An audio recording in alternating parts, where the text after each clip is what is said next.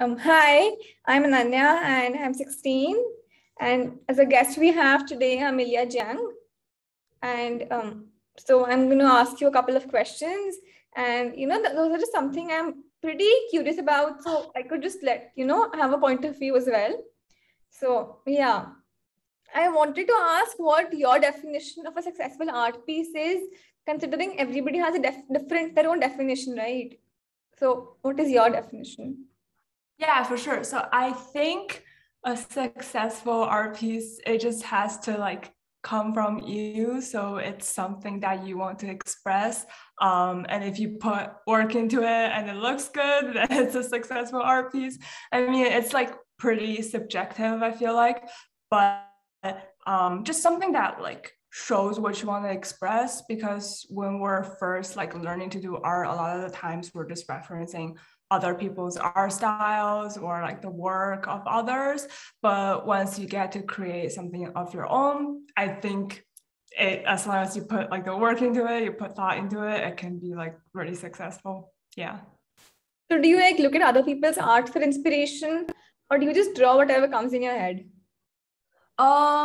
It depends, but sometimes, your relatives are like, can you draw something for me? And they give you a request.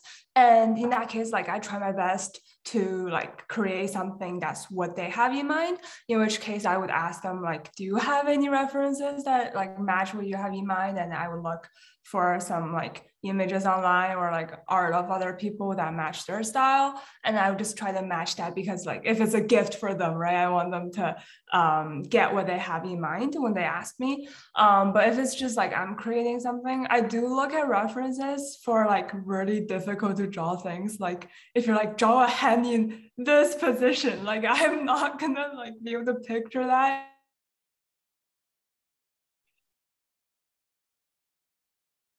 Inspiration, I think, sometimes comes from sometimes it just comes from your surroundings and whatnot. Oh yeah, so but if it's just some piece of art that I want to create, usually I just maybe I'm walking around, see something really pretty, take a picture, and I just suddenly think of oh, I want to draw something like this.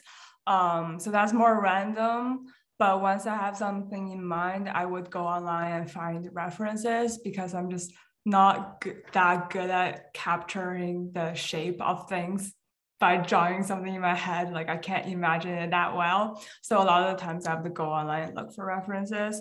And then I just go from there, see where it takes me. It might not end up in the place that of what I had in mind, but it's okay. It just goes wherever from there.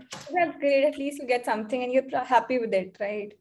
Yeah, exactly. You might also have some pieces which you're not really happy with, and you could call them failed artworks or something like that. You might feel that they're not what you really expected them to be. So what do you do in that case, in such a case? Give it to my relatives. No. Nah. So I think it's pretty common, because as we're growing as somebody that's learning to do art, you're almost never that satisfied with what you're doing, because you're improving all the time, which is pretty normal. I still try to be happy with it, I'll frame it and everything. I'll be oh, it's pretty good. But usually if it really bothers me, I just do another one and try to do better. But I kind of just stare at it and try to convince myself that it's good. I encourage other people to do the same. I'm sure it's beautiful. Just look at it for long enough and it'll be great. Yeah. And then do you really have a particular medium you like to work with, or are you versatile? So I've tried a lot of different mediums. I think there's really cool things about all of them. I'm more used to pencil crayons. I've just done it so much. It's just very comfortable. But watercolor is pretty cool. I've been trying to get more into that more recently. And then another one is I don't know how to pronounce it in English, but gouache. Yeah, something like that. Yeah. I am myself not sure of the pronunciation, but I get what you mean. Yeah. Yeah, that one. I think it's really cool because it's so opaque, and I just think it just feels really cool. Yeah. And I mean, you're not very far into this career, I believe. So how do you still feel where you are of yourself? Like, how do you feel of yourself to be even at this point in life? I think it's just like, since art has always been like, I grew up with it, sort of like just doing it since like really young. So it's just always been a part of me.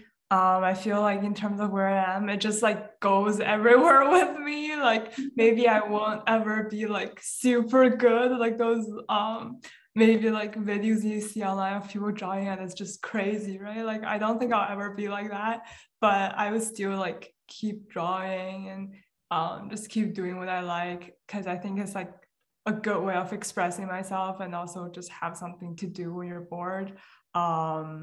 I think it's really cool. So it'll always be there, but I don't necessarily have a goal of like, oh, I want to be this kind of an artist or whatever. Yeah, I get Yeah. that.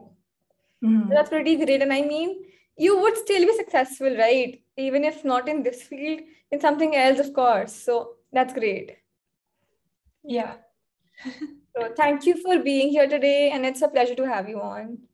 Thank you.